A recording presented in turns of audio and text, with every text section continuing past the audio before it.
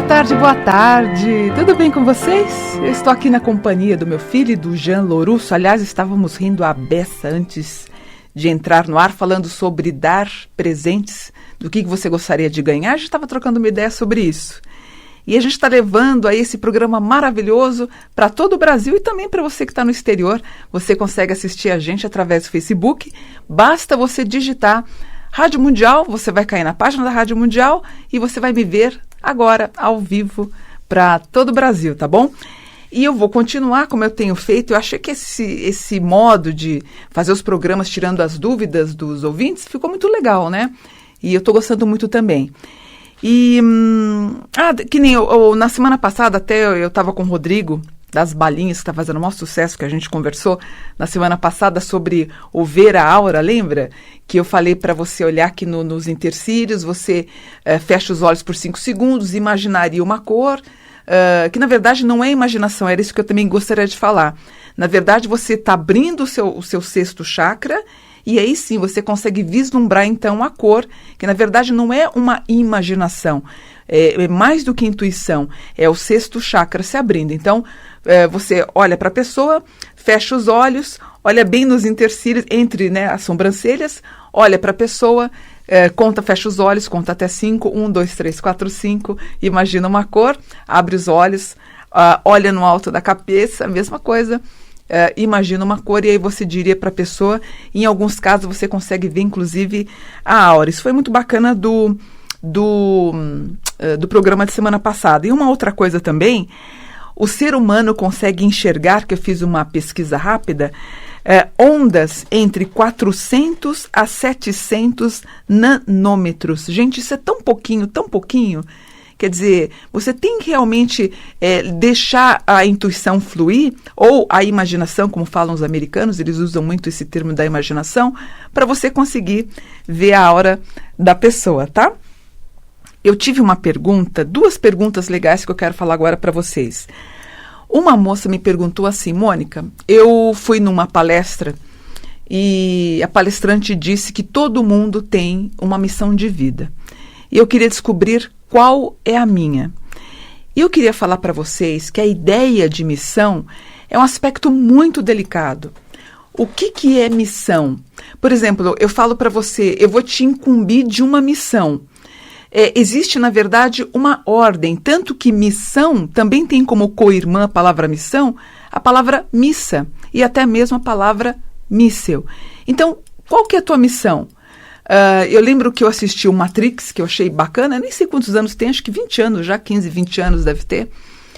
E acho que no terceiro filme deles, o Neo está tentando abrir uma porta para chegar à conclusão final do enredo, e tem um chaveiro. E ele pergunta: quanto tempo você está aqui? Pergunta para o chaveiro. O chaveiro fala assim: olha, eu estou aqui apenas, a minha existência toda apenas para esperar você chegar, e eu vou te dar a chave e você vai abrir a porta. Ele falou, não, e era um senhorzinho, era um chinesinho, um japonesinho. Ele falou, não sei se vocês lembram disso, mas bem no final, ele falou, eu estou aqui só para poder te entregar a chave para você abrir a porta, que vai resultar no resgate total do filme, da conclusão do filme. E missão é isso, gente. Então, o que é missão? Existe uma ordem de um superior. Por isso que as religiões, essas religiões pré-determinadas, elas conseguem estabelecer melhor o que seria uma missão. Então você tem uma missão, por exemplo, creio eu, há 30 anos atrás, que aliás fez 30 anos agora, dia 10 de junho, que eu fui designada, creio, com toda a humildade possível aí para falar, creio, como eu volto a falar, em propagar ou popularizar o estudo dos anjos, o conhecimento dos anjos da guarda, tanto que na década de 90 fiz muito sucesso, todo mundo queria saber o nome do anjo cabalístico e tudo mais. Então, acredito eu que naquele momento houve uma incumbência para eu fazer, que era isso, e continuo fazendo com muito amor e carinho. Por exemplo, talvez os participantes de um templo de Umbanda tenham essa missão mais bem idealizada ou colocada em prática na vida, entende? De repente a minha missão, não sei se é só dos anjos, de repente a minha missão mostrar espiritualidade para o meu futuro neto que ainda nem nasceu, quer dizer, meu filho ainda nem casou ainda, eu só estou fazendo esse comentário. A gente não sabe, de repente a minha missão é atender bem aquela minha consulente que está fazendo uma pastral e ela ter uma vida melhor, e aquilo que eu estou fazendo ajudá-la. E as pessoas sempre pensam em missão, em algo grandioso, não que eu estou querendo ser simplista, mas missão, de repente, é você cuidar bem do teu filho, da tua filha, do teu marido, da tua esposa. Missão é você falar em determinado momento, na hora certa, uma palavra de carinho, e aquilo resolver um monte de coisa. Por isso que eu falo, às vezes a gente pensa que missão é algo grandioso, e muita gente pensa quase que do Tom Cruise, uma missão impossível, e às vezes a missão, basta a gente querer ser feliz para deixar também os outros felizes. Porém, a gente consegue ver o que é missão através da Casa 8, numa pastral. A gente consegue ter esse identificador do que é missão, mas a missão geralmente ela acontece e se resolve muito voltado para o nosso núcleo familiar, e evidentemente se você frequenta algum lugar, também você pode resgatar qual é a sua missão, certo? Outra pergunta que eu achei muito boa. Ela falou para mim assim, eu sempre estou vendo, porque eu moro, Mônica, perto de uma encruzilhada, e eu sempre estou vendo os despachos na encruzilhada. A gente olha, não olha, desfaz, não desfaz, tem gente que chuta, não chuta. O que a gente pode fazer? O que você faria quando você vê um despacho numa encruzilhada? Então, primeiro ponto a entender. A encruzilhada, geralmente quando você vê algum tipo de oferenda encruzilhada, se eu estou vivendo um momento que a minha vida está uma encruzilhada, eu geralmente eu vou tentar resolver esse problema fazendo uma oferenda. Então, geralmente quem tem a ligação mais com a Umbanda, ou a pessoa, ela frequentou por um tempo e hoje ela está independente, ela vai fazer algum tipo de ritual da Umbanda nas encruzilhadas. Quem é do candomblé não usa a rua para fazer trabalho, é raríssimo, pelo menos no Queto, de onde eu fiz a minha raspagem da minha cabeça, a gente não fazia. Acho que da Angola ainda faz, mas do Queto não. Então você vai ver esse tipo de princípio ritualístico mais das pessoas que já trafegaram pela Umbanda. Se eu estou vivendo então um momento que eu estou numa encruzilhada, eu posso fazer esse tipo de oferenda. Por que as pessoas fazem nesse local? Acredita-se há muito tempo, inclusive os romanos também faziam oferendas, uma delas para Lares, a deusa do lar, por isso que vem deusa Lares, resultou hoje na palavra lar. Então eles ofertavam presentes para a deusa lar na encruzilhada. Então, o que é encruzilhada? É onde o místico, o mágico se junta e se conecta ao profano, ao que é material. Então, você vai deixar lá uma oferenda, ou o sacerdote vai pedir para você fazer, ou o pai de santo, ou a mãe de santo, ou o vidente vai pedir para você fazer. Quando você vê alguma coisa assim na rua, você vai ter que passar pela rua e ver, você simplesmente ou não olha, ou você fala, isso não é para mim. Pronto, já resolvemos 100% do problema. Quando aquela pessoa mal intencionada, ou geralmente de uma outra religião, ela chuta a macumba, que aliás é uma coisa que até vou fazer um comentário. As pessoas chutam macumba e fica todo mundo, imagina, macumba não é nada, isso aí é uma porcaria, pode chutar mesmo. Mas, se chuta alguma coisa da religião da pessoa, a pessoa vira uma fera. O mesmo respeito que a gente tem que ter com os ebós ou com as oferendas que são deixadas na estrada, nas encruzilhadas, a gente tem que também ter o mesmo carinho e respeito pelas estátuas dos santos ou pelas estátuas da Umbanda, enfim. A gente tem que ter o mesmo respeito. Se você vê alguma coisa, você não olha ou você diga, não é para mim. Ou você pede, protege-me Deus, porque você não sabe, de repente, qual que é a intenção. Tudo que está ali, na verdade, eu acredito também que enquanto a pessoa está preparando aquela oferenda, aquele cheirinho que está saindo, aquele éter que está saindo, na verdade, as entidades já estão se aproveitando no momento da manipulação daquela oferenda. Quando você coloca, você está deixando numa encruzilhada, você está despachando. O que é um despacho? É enviar, entregar. Eu estou destinando para algo ou alguém. Então, como eu te falei, você não olha, ou se você olhar, você pode até dizer, protege-me Deus, Ou você pode falar, não é para mim. E coitado daquele que chuta. Porque quando a pessoa está chutando, ela está fazendo o quê? Ela está olhando. A questão não é o olhar, a questão é a falta de respeito. Porque se as entidades que existem e estão lá absorvendo aquela oferenda, imagine um ser ali se alimentando daquele alimento. É a mesma coisa você fazer isso e chutar o prato de alguém que está comendo algum alimento. E lembrando que, em alguns casos, são entidades que você deve muito respeito para não criar encrenca. Você está despachando uma situação conflituosa. Aí vem um rapaz e chuta ou faz qualquer coisa. Tanto que existe um treinamento para os rapazes que trabalham como lixeiro, eles têm toda uma preparação para retirar com muito cuidado e, enfim, resgatar com todo cuidado para respeitar a entidade que está ali se mantendo daquilo. Deu para entender? Se você vê alguma coisa, você diz, protege-me Deus, ou você diz, isso não é para mim. Inclusive, até a forma como são colocadas algumas oferendas, como curiosidade, é uma forma para você ver. Não sei se eu fui clara. Se há alguma coisa, às vezes, negativa para descarregar, a primeira pessoa que coloca os olhos naquele trabalho, ela acaba pegando aquela energia. Então, evite olhar, evite xingar, chutar, tente não tocar. Se for na porta da tua casa, você pode, eu sempre digo, não se ajoelhe, você pode ficar de cócoras, você retira e pede desculpa, pede maleme, retira, pede desculpa, você embala e depois você despacha também, tá? Se bem que hoje tem a questão da Umbanda ecológica, eles estão evitando assim ao máximo de colocar esse tipo de despacho até para preservar o meio ambiente. Mas eu achei bacana a forma como essa moça perguntou e vale a pena então você entender que nas encruzilhadas então reside o que é o mágico, o místico, o sobrenatural com o mundo material, tá bom? Deixa eu ver, falamos de missão, falamos da aura, falamos dos despachos, que mais? Vamos para deixa eu contar uma história linda para vocês. Eu recebi um e-mail de uma cliente minha, de uma amiga minha, o nome dela é Karina. Ela contou o relato dela de alma gêmea, muito bonito.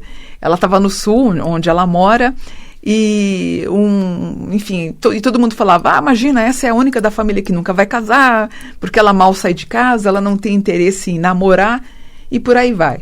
Eis que um dia chega um amigo da família, um alemão, ele, ao vê-la, ficou encantado com ela, e conclusão da história, só para a gente ser rápido nessa pauta, eles acabaram se conhecendo, casaram, foi uma paixão assim tremenda, e hoje ela mora na Alemanha. E o mais interessante que ela contou para mim é que quando ela caminhou em algumas ruas lá, que ela sentiu muito mal, sentiu uma certa aflição, ela foi pesquisar depois e as ruas na qual ela andou, que é uma cidade praticamente vizinha da cidade dela, foi onde, na Idade Média, as pessoas queimavam as bruxas, onde dizimaram assim, centenas de pessoas, milhares de pessoas. Então, eu quis falar esse relato para você, que as pessoas ficam em busca da alma gêmea. Primeiro, eu queria dizer para vocês que acreditem. A sua alma gêmea está em algum lugar. Deixa que a coisa assim flua naturalmente. Não precisa forçar a barra. Se for sua alma gêmea mesmo, ela vai chegar no momento certo e na hora certa. Todo mundo tem o seu parceiro, todo mundo tem a sua parceira, e o importante sempre é ser feliz. Porque não dá para ter uma convivência de amor com um tremendo conflito de vida, né, gente? Quer dizer, a alma gêmea vem para apaziguar a tua vida, para agregar valores positivos, como aconteceu no caso da Karina, que contou essa história da Alemanha, e hoje ela vive lá. E, geralmente, se você é brasileiro e acaba indo para outro país, certamente você viveu nesse país antes de nascer aqui no Brasil. Por exemplo, se você está aqui no Brasil, provavelmente na tua última vida, você deve ter vivido aqui também. Quando eu falo para as pessoas, porque eu faço a regressão de memória, né? Agora estou sem tempo por causa do mapa. Mas, por exemplo, uma pessoa que fala muito bem inglês, alemão, francês, provavelmente ela deve ter vivido nesses países, por isso que ela fala tão bem, ou aquela pessoa que toca muito bem piano. Isso é tudo um resgate de vidas passadas. Eu que exerço bem esse domínio, essa arte da espiritualidade, esse estudo da espiritualidade, em vida passada eu também fiz, e caso eu volte, provavelmente vou continuar fazendo a mesma coisa. E um outro relato que eu vi, não tão feliz como o da Karina, mas muito triste, né? Eu vi ontem de uma amiga minha na sexta-feira, não, no sábado, ela me contando que estava fechando a porta o portão, estava fechando o portão, e ela teve um pressentimento que não era um dia legal, ela estava muito nervosa, e eis que um assaltante acaba dando um tiro na cabeça do marido dela. Olha, gente, já tem uns 10 meses que isso aconteceu, e o assaltante dá um tiro na cabeça do marido dela, e ela assiste tudo isso, ela pergunta para mim se é karma, e a gente foi desenvolvendo uma conversa, e uma das coisas que eu tive a intuição, e que depois nós ficamos emocionadas, é que ela vai ser vovó pela 3ª vez, se eu não me engano, e nós na conversa chegamos à conclusão que esse ventre que está tão bendito agora por causa desse bebê que ela está esperando, que a nora dela está esperando, certamente é o marido que desencarnou, voltando, já que tanto ela como ele são espíritas há mais de 40 anos, 45 anos, então provavelmente ele está preparando esse resgate para voltar ao seio da família e continuar a evolução novamente, e certamente esse netinho, essa netinha que está chegando vai ser o xodó dessa avó aí, que quando a gente estava conversando, ela estava totalmente dilacerada pela dor, porque não é fácil, né? A gente imagina acontecer uma coisa assim, que você perdeu a sua alma gêmea, o grande amor da sua vida, por conta de um assaltante, de um grupo de pessoas que foram lá para tentar levar, enfim, é realmente uma situação muito triste. Aliás, que triste situação está vivendo o Brasil, né? Meu Deus do céu, que peninha que eu tenho desse nosso país tão lindo e abençoado. O que esse Brasil está vivendo, meu Deus? E isso tudo muito por conta do quê, gente? Da falta de educação, né? Enquanto você vê aí poucos roubando e tomando tanto dinheiro, você vê a situação catastrófica que está o Rio de Janeiro, por exemplo, aliás, o Brasil todo. Mas, meu Deus, é só para orar mesmo, para pedir os nossos anjos da guarda, que eles guardem o nosso Brasil, nossas crianças, porque está muito difícil. Vamos ver se agora a gente consegue colocar as coisas em ordem e seguir para um segundo semestre melhor e um 18 melhor ainda. Deixa eu contar para vocês. Deu um bochicho a história que eu conversei na semana passada do exorcismo na igreja, de alguns pastores, alguns sacerdotes quererem tirar a pombagira da pessoa, outros falaram que eu estava errada, que tem que tirar mesmo, e outros concordaram comigo, que achavam super estranho. Eu continuo afirmando, eu cheguei a ter uma história que eu soube de um pastor querendo tirar da senhora um caboclo. Eu acho que está tendo uma tremenda confusão, eu acho que as coisas estão se misturando muito. Daqui a pouco você vai ouvir falar que estão querendo tirar da pessoa o anjo cabalístico da pessoa. Você percebe? Não dá para você tirar o anjo cabalístico, não dá para você tirar o caboclo, não dá para você tirar as entidades de esquerda. Há uma tremenda confusão aí, eu acho que quem estudou teologia deve estar entendendo o que eu estou falando. Vocês estão tratando esse tema como se fossem possessões demoníacas, que o Vaticano trata também. Uma pessoa, quando está com o demônio, quando ela tem a possessão, aquela entidade toma posse dele, tanto que vocês podem assistir em filmes de terror e tudo mais, existem histórias verídicas quanto a isso. A pessoa às vezes fica 1 semana, 2, 3 meses, 1 ano, com aquela entidade maligna nela, a ponto de, em alguns casos, a pessoa vir a morrer. Então, quando você vê aquela cena até bizarra, grotesca, das pessoas estribuchando em cima de um palco, se mostrando frente às vezes a emissoras de TV, eu morro de pena daquela pessoa que está passando por isso. Eu acho triste essa situação de se expor nesse modo, porque para mim parece até um grande teatro, me desculpa, mas não existe lógica o que está acontecendo. Então a gente tem que repensar e entender esse conceito de que o caboclo é uma entidade negativa, ou daqui a pouco, que nem eu brinquei com você, daqui a pouco estão querendo tirar o anjo cabalístico da pessoa. Tenha mais fundamento no que vocês estão fazendo, né? Às vezes a gente está vendo uma situação muito circense frente a algo que é tão sério, né? E falando de obsessores, você vai ter um obsessor na sua casa se de repente, por exemplo, meu filho que tem uma vida, enfim, trabalha todos os dias, estuda no sábado e de repente ele para, não quer mais trabalhar, começa a beber, começa a usar algum tipo de droga, não quer mais tomar banho, e isso sim, e isso pode ser indicativo de que existe um obsessor na vida dele. A gente tem que tratar e fazer essa desobsessão. Uma pessoa que é absolutamente normal ter um comportamento estranho, em seguida, aí sim. Então, por exemplo, se você tem uma pessoa na sua casa que ela mal está tomando banho, ela mal está parando as unhas, não corta mais o cabelo, se alimenta muito mal, fuma o dia inteiro, pode estar bebendo, usando algum tipo de droga, ela pode estar sim com algum tipo de espírito obsessor. Lembrando que os espíritos obsessores devem ser entendidos dessa maneira espiritualista, porém a gente tem que entender também que esses processos dessas pessoas que passam por essa situação também podem estar com alguma coisa ou de esquizofrenia, ou um processo de demência, ou algum estágio de Alzheimer. Então a gente tem que fazer toda uma pesquisa para entender, né? E só lembrando, né, porque daqui a pouco eu vou ter que encerrar o programa, que eu comentei até que eu vi uma cena até grotesca de uma pessoa querendo tirar um caboclo da pessoa lá que estava se arruinando no chão, né? Que uma situação assim muito feia que eu vi. Seria tão fácil, tão bacana, né, se tivesse uma forma da gente tirar o ex-amor da nossa vida. Aí você tá lá, aí vem alguém e fala, não, eu vou tirar ele do teu corpo. Aí sim, aí eu tô brincando, mas assim, isso seria muito legal, você poder tirar uma pessoa, um ex da sua cabeça, seu namorado, seu ex-marido, sua ex-esposa, sua ex-namorada, enfim. Aí é válido, né? Mas assim, eu acho que a gente não pode... Não é tudo pela audiência e não é tudo para você desmoralizar a religião do outro.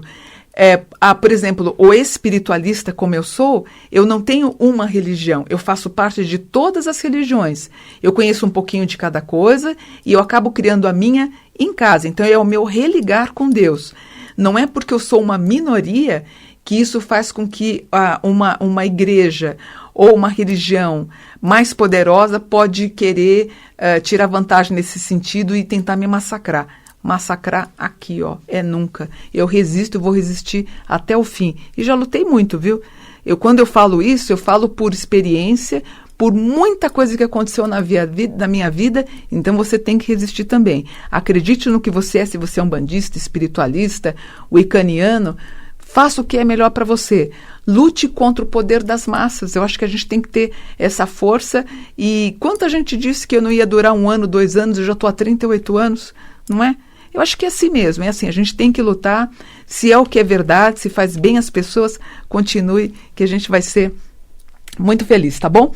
Vou deixar meu telefone de contato, aliás, vai fazer uma pastral, que nem eu falei, eu devo estar fazendo mais esse ano que vem eu vou dar uma parada, mas faça, é muito bacana, eu atendo, nossa, a maioria dos meus clientes são homens até, é uma curiosidade, mas assim, é muito bacana. A gente conversa, eu vejo tudo do mapa, você não precisa falar nada, eu vou vendo tudo e depois você tira as perguntas. Dá uma ligada no 11 4708 1950. Lembrando, se a gente não conseguir atender o telefone, é que a gente está numa outra ligação, insiste, e que a Márcia deve estar te atendendo de segunda a sexta. Evita só ligar na hora do almoço, porque a gente está almoçando, não dá para parar, o telefone não para, é de manhã, tarde, noite. A linha está sempre ocupada, mas dá uma ligada para você marcar seu mapa astral, que você vai gostar muito. Eu faço os atendimentos por Skype, faço lá em casa, do lado da editora, você vai ver, eu estou no meu quarto, faço lá com o maior carinho, faço o meu... Porque assim, na verdade é um estudo. Eu escrevo 4 folhas de informação que eu preciso contar para você. Então, primeiro eu falo tudo e a gente vai trocando uma ideia das coisas que vão acontecer de hoje para 1 ano. Também eu consigo ver rapidinho o mapa dos seus filhos, da sua esposa, do seu marido. É uma consulta bacana, graças a Deus eu faço com muito amor e as pessoas têm gostado bastante, tá bom? Fiquem com Deus. Bom domingo. Aqui em São Paulo tá frio, não sei se na cidade onde você tá frio, aqui tá um gelo. Então fiquem com Deus, curtam aí a sua família, com paz, amor, carinho e gratidão. Domingo que vem eu volto com mais temas e se você quiser tirar alguma dúvida de espiritualidade, manda para mim no m.buon@terra.com.br. Um beijo grande, fiquem com Deus, gratidão, namastê. Até domingo que vem para mais um programa. Mônica Bonfilha, obrigada.